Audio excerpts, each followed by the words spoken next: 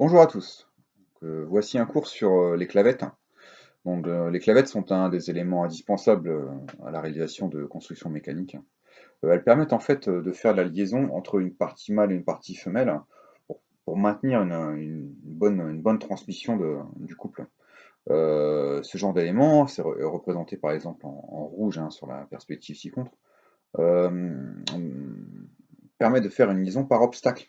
Hein. Il existe des transmissions par adhérence.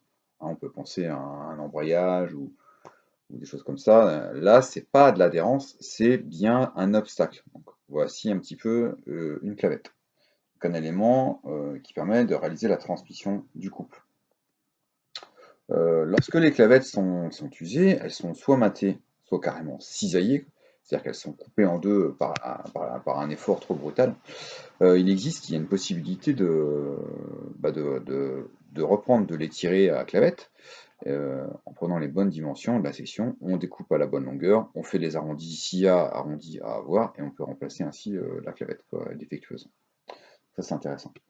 Il y a aussi possibilité de commander directement des clavettes adaptées aux dimensions qui nous intéressent. Il y a 5 sortes de clavettes. Donc voici la clavette la plus classique. C'est une clavette parallèle, puisqu'en fait on part d'un parallélépipède. Il y a les deux bouts sont arrondis, donc c'est un type A. Ensuite on dit toujours largeur, hauteur et longueur. Voici.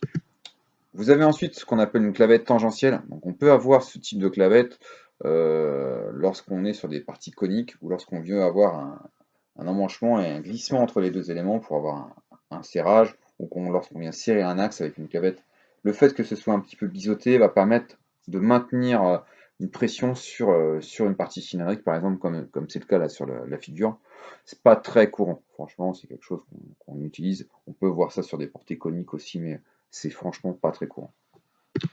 La clavette type B, donc même esprit, hein, on part d'un parallélépipède, là il n'y a pas de partie arrondie. On est directement sur les parties rectangulaires, quoi, hein, simplement. Hein. Alors une clavette disque, on appelle aussi ça des clavettes demi-lune. Ça dépend des fois comment est usinée la rainure dans laquelle est logée la clavette. Des fois elle est usinée par une fraise trois-tailles, et dans ce cas-là, bon, on va avoir une partie arrondie. C'est notamment utilisé pour les portées coniques, où là forcément c'est plus facile de monter ce genre de clavette que de monter des clavettes parallèles. Donc une clavette disque. Encore une clavette parallèle de type C, cette fois-ci, un côté droit et un côté arrondi de chaque côté. Donc il existe encore une dernière sorte, donc des clavettes, cette fois-ci qui sont percées. On voit que dans ce perçage, on a même monté un lamage pour noyer les têtes de vis. Donc ça, c'est pour maintenir en position la clavette, pour pas qu'elle dégage. On a aussi ça dans des liaisons glissières, c'est-à-dire que lorsqu'on peut utiliser la clavette pour juste qu'il y ait un déplacement en fait de la partie femelle par rapport à la partie mâle. Et si on veut pas trop que la clavette bouge, on peut la monter, la maintenir par de la visserie, quoi. Donc voici pour ce cours sur les clavettes.